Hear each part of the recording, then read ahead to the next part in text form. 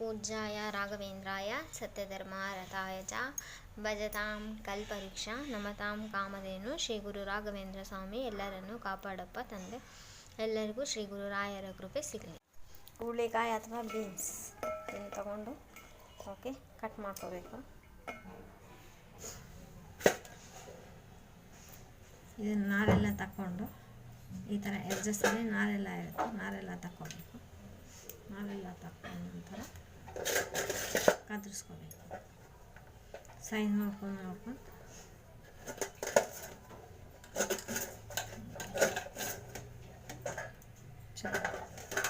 ಪ್ರತಿ ಸಲನೂ ನೋಡ್ಬೇಕು, ಯಾಕಂದರೆ ಮಧ್ಯದಲ್ಲಿ ಏನು ಹುಳಗಿಲ್ಲ ಇರುತ್ತೆ ಗೊತ್ತಾಗಲ್ಲ. ಎಷ್ಟು ಹುಳಿಕಾಯಿ ಇದೆ ಅದನ್ನು ಇದೇ ರೀತಿ ಮಾಡ್ಕೋಬೇಕು. ನೆಕ್ಸ್ಟ್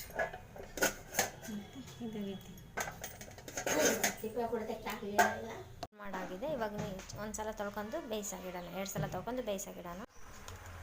ಪಾತ್ರೆಯಲ್ಲಿ ನೀರು ಬೆನೆಯಾಗಿಟ್ಟು ಈ ಹುಳಿಕಾಯಿನ ಬೆನೆಯಕ್ಕೆ ಹಾಕ್ತೀನಿ. ನಾನು ಜಾಸ್ತಿ ಕುಕ್ಕರ್ ಬಳಸೋದು, ಯಾಕಂದರೆ ನಾನು ಕುಕ್ಕರಲ್ಲಿ ಅಡುಗೆ ಟೇಸ್ಟಿ ಅನ್ಸಲ್ಲ. ಹಾಗಾಗಿ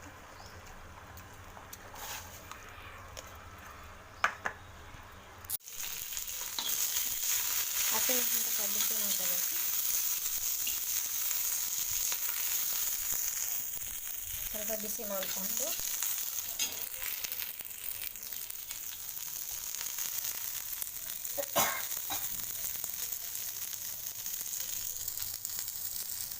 ಸ್ವಲ್ಪ ಬಿಸಿ ಆಗಲಿ, ಹಸಿ ವಾಸನೆ ಹೋಗಲಿ. ಹಸಿ ವಾಸನೆ ಹೋದರೆ ಹುರಿದಿರುವಂಥ ಹಸಿಮೆಣಸಿನ್ಕಾಯಿ, ಸ್ವಲ್ಪ ಉಪ್ಪು,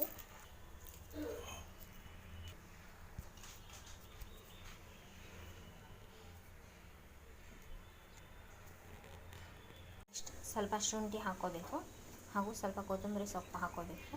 ಕರಿಬೇವು ಸೊಪ್ಪು ಸ್ವಲ್ಪ ಕೊತ್ತಂಬರಿ ಸೊಪ್ಪು ಹಾಕ್ಕೊಂಡು ತರಿಯಾಗಿ ರುಬ್ಕೋಬೇಕು. ನೀರೇನು ಬೇಡ, ಹಾಗೆ ಪೇಸ್ಟು ಬೇಡ, ನೀರು ಹಾಕೋದು ಬೇಡ, ಅದು ಪೇಸ್ಟ್ ಮಾಡುವ. ತರಿಯಾಗಿ ರುಬ್ಬಿಯಲ್ಲಿ ಎಣ್ಣೆ ಹಾಕ್ಕೋಬೇಕು.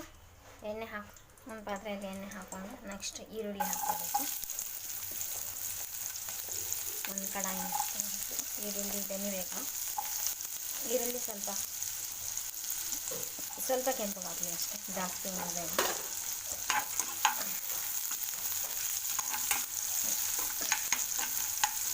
ಸ್ವಲ್ಪ ಈರುಳ್ಳಿ ಕೆಂಪಗಾದ ನಂತರ ಹಸಿಮೆಣಸಿನ್ಕಾಯಿ ಪೇಸ್ಟ್ ಇದೆಯಲ್ಲ, ಇವಾಗ ಮಿಕ್ಸಿ ಮಾಡಿದೆಯಲ್ಲ,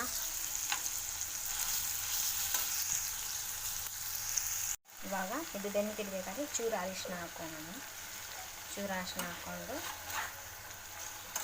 ಇದು ಬೆನ್ನಿಟ್ಟಿದೆ ಮಸಾಲ, ಇನ್ನು ಸ್ವಲ್ಪ ಬೆನ್ನಿದೆ. ಇದು ಬೆನ್ನಿಟ್ಟಿರ್ಬೇಕಾದ್ರೆ ಈಗ ಬೀನ್ಸ್ ಕಾಳು ಹಾಕೋದು. ಬೀನ್ಸ್ ಇರೋಲ್ಲ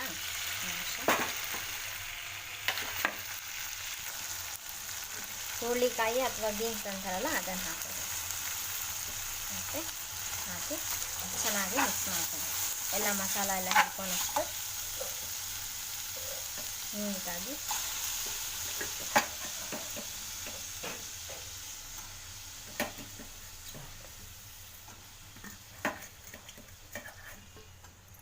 ಈ ಥರ ಎಲ್ಲ ಹಾಕ್ಕೊಂಡು ಇದನ್ನು ನೀಟಾಗಿ ಮಿಕ್ಸ್ ಮಾಡ್ಕೋಬೇಕು. ಎಲ್ಲ ಮಸಾಲ, ಉಪ್ಪು, ಎಣ್ಣೆ, ಮಸಾಲ ಎಲ್ಲ ಹೊಂದ್ಕೊಂಡಂಗೆ ನೀಟಾಗಿ ಸೇರಿಸ್ಕೋಬೇಕು. ಚಪಾತಿಗೂ ಬರುತ್ತೆ, ರೊಟ್ಟಿಗೂ ಬರುತ್ತೆ, ಅನ್ನ ಸಾಂಬಾರಿಗೆ ಸೈಡ್ ಡಿಶ್ ಆಗಿನೂ ಬಳಸ್ಕೋಬೋದು ಬೀನ್ಸ್ ಪಲ್ಯ. ಓಕೆ,